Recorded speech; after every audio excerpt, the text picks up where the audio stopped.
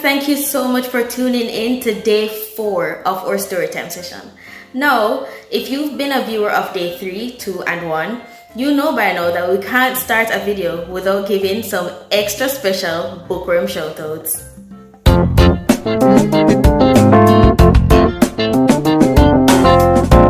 Today's extra special bookworm shoutout goes to the top boy and the top girl from class 2R at Jessie Repole Primary School. Roger Jones and Janelle Campbell, your teacher, Miss Grant, is so proud of you, and hey, thanks for watching. Now keep up the excellent work. I know you put in a lot of hard work and one day it really will pay off.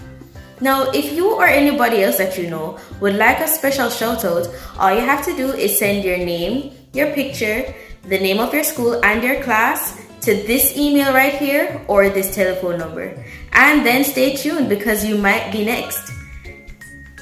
So boys and girls, without even wasting another second, let's get right into the story time. Get comfortable, it's story time, bookworms.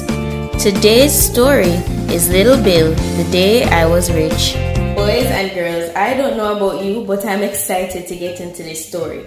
I mean, the title is The Day I Was Rich.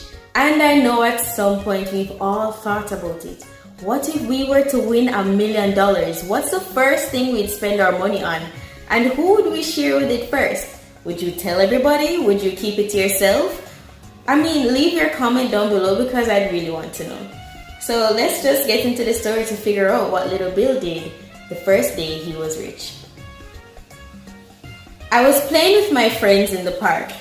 My friends are Kiku, Andrew, Jose, and Michael. Fuschia is both my cousin and my friend. We found some sticks and cans and played a new game, stick can hockey. To play the game, you get some sticks and a can. First, everyone had to find a stick that had fallen from a tree. You're not allowed to break a branch off a tree. That's against the rules, Fuschia said. Then everybody had to find a can that had been left in the park. Finding 6 cans took a while. Michael was the last to find one, so we all helped him. Then we made up the rules of the game. So this is how you play. You hit your can to someone else and wait for someone to hit their can to you. Sometimes you have to wait for someone to pass you a can, and sometimes you get all 6 cans at once. It's a great game because everyone wins. I was passing a can to Kiku when my stick broke. The others kept playing while I looked for a new one. I saw the end of a stick. The rest of it was under a pile of trash, so I pulled it. But the stick was stuck. I pulled it harder and the trash covering it came loose. And there it was, the biggest diamond in the world. It was so big that I had to pick it up with both hands. How much was this worth? I yelled to the others, I'm rich! I'm rich! My friend stopped playing and ran towards me. I screamed, look what I found! The biggest diamond in the world! When my friends saw it, their mouths fell open.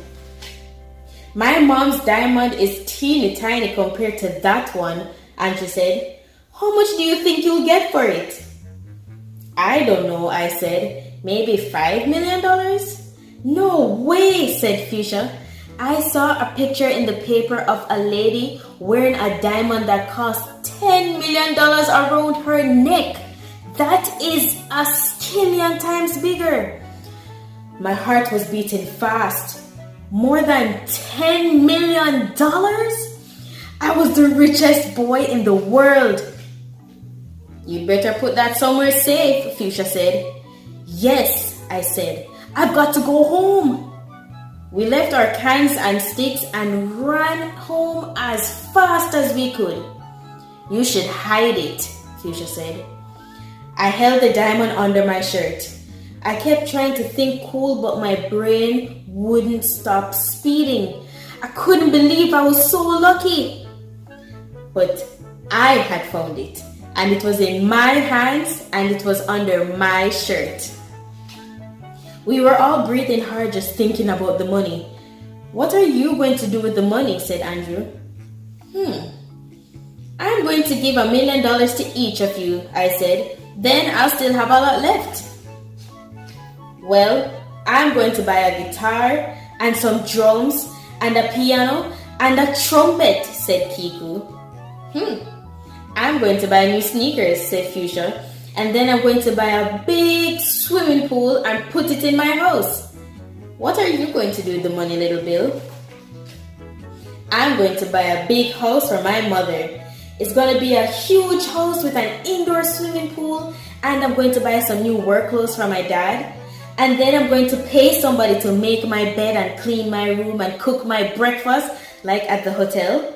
And I'll have a real amusement park with games, and you guys can play for free. Maybe we'll have to move to New Kingston because that's where all the big houses are. And you guys can visit me there. My father opened the door.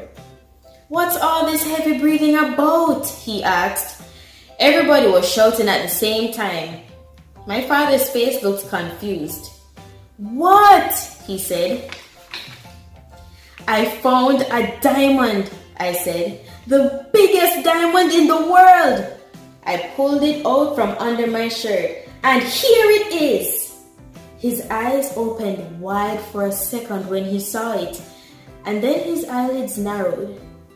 Oh, Little Bill, he said, I don't think this is a diamond. I am so sorry. You don't? I asked. No, Little Bill, he said. It's a glass paperweight. It is? I said.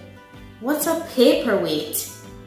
It's something you put on top of your papers so they don't blow away, he said. Dad, are you sure?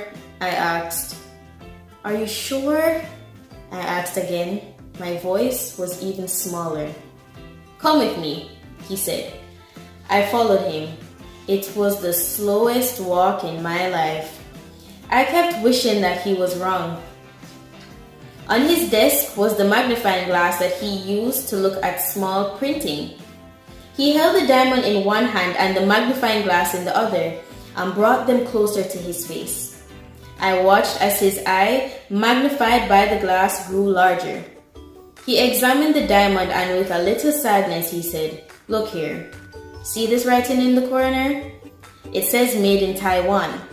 Diamonds don't have writing on them. You know what? In just a few minutes, my friends and I were back in the park with our sticks and cans and having a good old time. We would stop and laugh at how we were fooled and how quickly we ran to my house. And we laughed at how funny we acted. We must have had 1,000,000 laughs. The end. Boys and girls, that was actually a really funny story because for a minute there, I don't know about you, but I really thought that he found a huge diamond. I even started planning what I would do with that money. Now, while reading the story, I'm sure you must have picked up on some interesting things. So let's get right into our fun facts.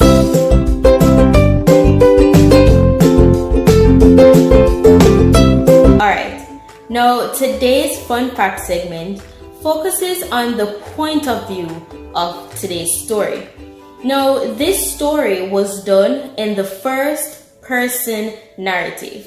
Alright, so it was done in the first person narrative. What this means is that the story was being told by one of its characters.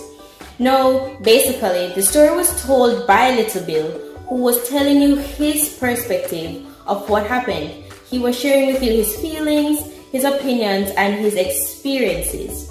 Now, usually in first-person narrative stories, you will always hear the author use the terms I, me, mine, my, or us. So anytime you're reading a story, if you see that the story focuses on I, what I did, what I'm feeling, what I'm telling you, what my friends did, what my school is about, it's a first-person narrative story. So if you always want to remember what a first-person narrative is, just think about yourself.